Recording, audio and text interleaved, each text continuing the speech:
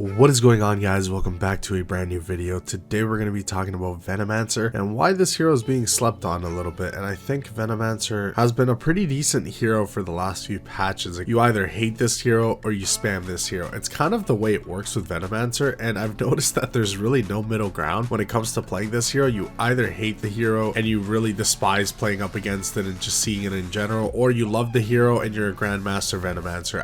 Really, there's no middle ground to it. But I did start playing it recently, and I'm telling you guys, I've actually had a lot of fun. Now, you guys might hate me for that because a lot of people hate Venomancer. Honestly, I've had a lot of fun with the hero. I think the hero does pretty well right now, especially against most carries in the patch. And I'm going to share with you guys some of the best things I've noticed on playing Venomancer, especially support. I don't like to play core Veno. I like to play support Veno. I think it's the best position for the hero. I don't think you're good enough to be a core. I don't think you're tanky enough to be a core. Overall, I just don't think it's a really good idea. But I think playing position 4 or position 5 Venomancer is pretty good, especially if they have no dispels on the enemy team. That is a key feature. Or high mobility heroes. If they are very stagnant heroes that are quite slow, heroes that don't have any mobility spells, playing Venomancer is awesome, especially against blink buyers. Heroes like Magnus, heroes like Axe, all these heroes that like to buy a blink dagger, you are a natural counter because you cancel their blink with your poison sting. And having your wards around the map is going to be really good because you can easily cancel a bunch of their plays. And I personally got up against so many Venomancers as an Axe, and it feels like an absolute nightmare of a game because sometimes you have the perfect blink call opportunity and you have to use your BKB just to dispel the poison sting so you can actually be able to blink. It's super annoying, and you obviously don't want to have to go through that. So this hero does provide a lot of utility and damage for his team, especially in the laning phase. You are a lane dominator, so use it to your advantage. I see so many mistakes happening on newer Venomancer players where they just sit in the mid lane or any lane they choose and do absolutely nothing. They just push the wave. They don't help their team do anything. You don't secure any extra vision, and you don't control any given space. That's a very big mistake. You can easily deny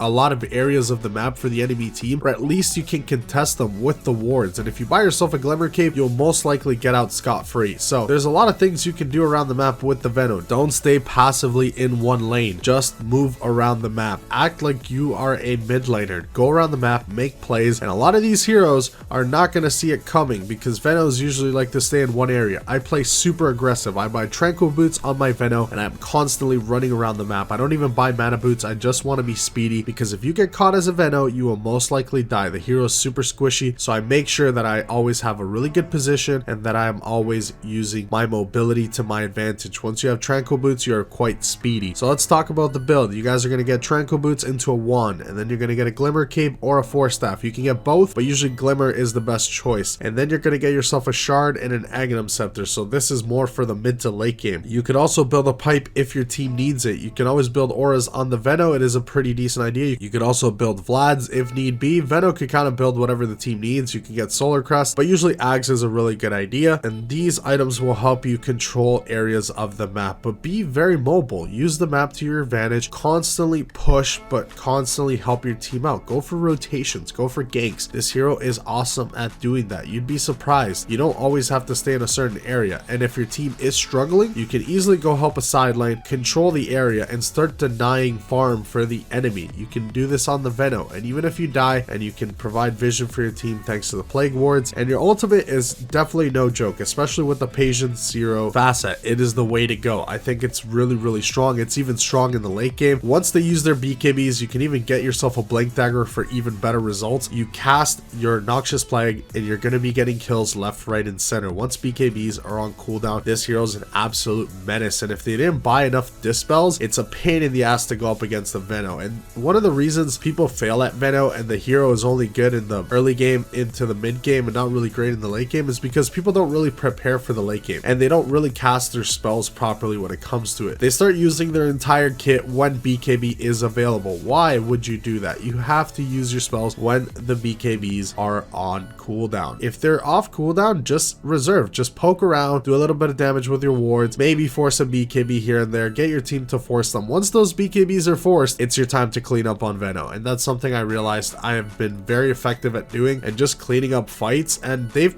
been prioritizing me most of the time, so I just end up getting a ton of value off the Veno pick in general. Now let's talk about some of the best and worst matchups. Some of the best matchups are Lone Druid, Axe, Tiny, Undying, Dragon Knight. Basically any hero that has a lot of beef and likes to buy Blink Dagger, Venomancer is going to be good up against because you just shred through them. And also pairings with the Venomancer, heroes like Anti-Mage, heroes like Drow Ranger, Slark. These heroes are fantastic matchup pairings for you guys to go with and do a lot of damage with, especially Slark. Slark is a really good pairing for you because you slow a lot, and Slark doesn't really have the catch early on, but can easily start building stacks off of it. It's super good if you guys are in the Slark lane, but it's super terrible if he's up against you because he can just dispel, pretty much chase you down. You're not going to be able to do a whole lot. But the Anti-Mage Veno lane is insane. You're doing a ton of damage, a ton of slow, and they're losing all their mana, and it helps secure the Anti-Mage lane, which is very important. Anti-Mage is not one of the best laners out there. He's pretty weak, so you do want to help that lane as much as possible. Now let's talk about some of the bad matchups. Some of the bad matchups, like I said, was Slark, Naga Siren,